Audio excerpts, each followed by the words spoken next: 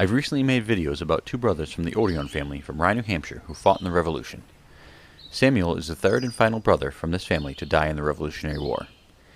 He was born in 1748 and is the twin brother of Benjamin, the only brother who did not fight in the war.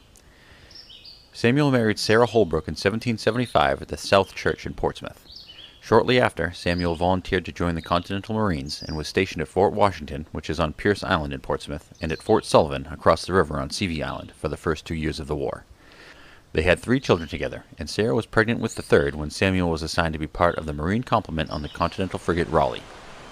The Raleigh was built by master builder James Hackett at John Langdon's shipyard here on Badger's Island, and is the ship that is displayed prominently on the New Hampshire State Seal.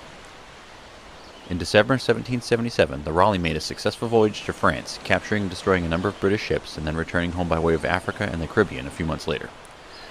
The Raleigh sat in Boston for a few months with no captain or crew available, but eventually resupplied and set sail again on September 25, 1778, to escort some merchant ships to Portsmouth, New Hampshire. Samuel had joined the crew of the Raleigh as a sailor by this time, rather than as a Marine.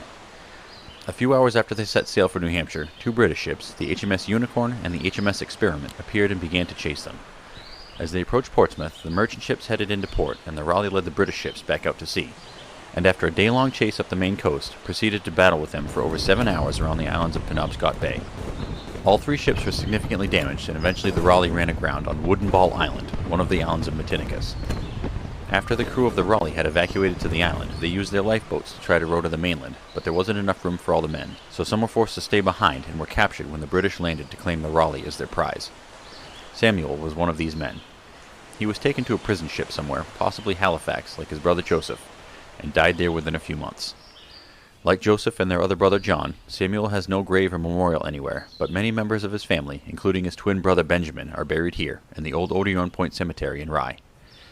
So if you're ever in the area, this is as good a place as any to pay your respects to a family of fallen Revolutionary heroes.